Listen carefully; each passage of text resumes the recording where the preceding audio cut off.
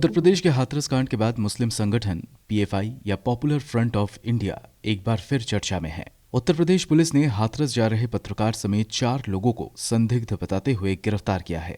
UP police का दावा है कि वो पीएफआई के सदस्य हैं और हाथरस में दंगा भड़काने जा रहे थे। लेकिन ऐसा पहली बार नहीं है कि जब संगठन पर हिंसा भड़काने और कानून व्यवस्था को बिगाड़ने के आरोप लगे हों। केरल स्थित पॉपुलर फ्रंट ऑफ इंडिया शुरू से ही विवादों में रहा है। जानकारों के मुताबिक सरकार पीएफआई पर प्रतिबंध लगाना चाहती है।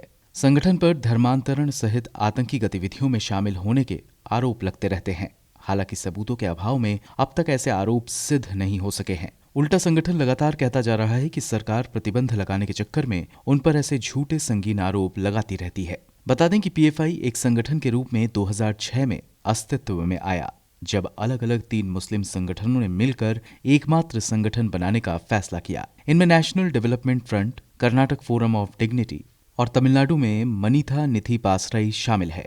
यही नहीं, इस संगठन का अगले 2-3 सालों में और विस्तार हुआ और समान विचारधारा रखने वाले कई अन्य संगठनों ने इसमें अपना विलय किया।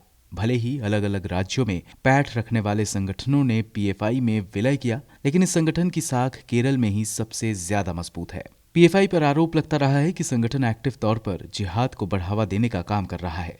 वैसे बता दें, पीएफआई अपने आप को एक एक्सट्रीमिस्ट या चरमपंथी संगठन मानता है, न कि आतंकवादी संगठन। संगठन का दावा है कि इनके यूनिट 22 राज्यों में स्थापित हैं। इंटेलिजेंस ब्यूरो के कई अधिकारियों का मानना है कि संगठन देश में दक्षिणपंथी संगठनों पर हमले के लिए अपने कैडर का इस्तेमाल करते हैं। हमले आमतौर पर सांप्रदायिक या राजनीतिक ही होते हैं। संगठन ने कभी भी इंडियन मुजाहिदीन या लश्कर की तरह कोई आतंकी हमले नहीं किए।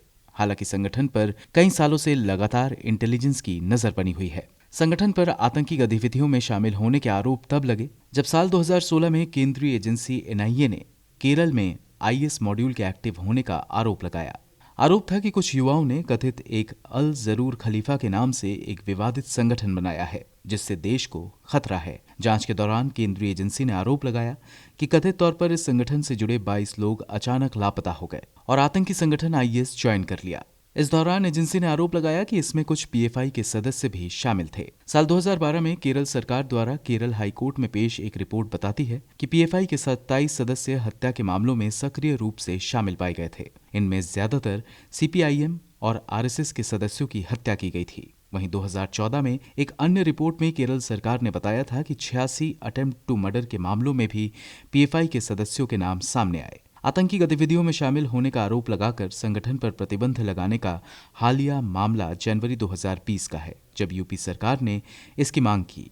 यूपी की योगी सरकार ने संगठनों पर राज्य में नागरिकता कानून विरोधी प्रदर्शनों में शामिल होने और दंगा भड़काने का आरोप लगाया। इससे पहले संगठन को प्रतिबंधित करने के लिए गृह मंत्रालय कई बार विचार कर चुका है, लेकिन सबूत नहीं होने की वजह से ऐसा अब तक नहीं हो पाया है। मोहम्मद नूरुद्दीन की रिपोर्ट, गो न्यूज।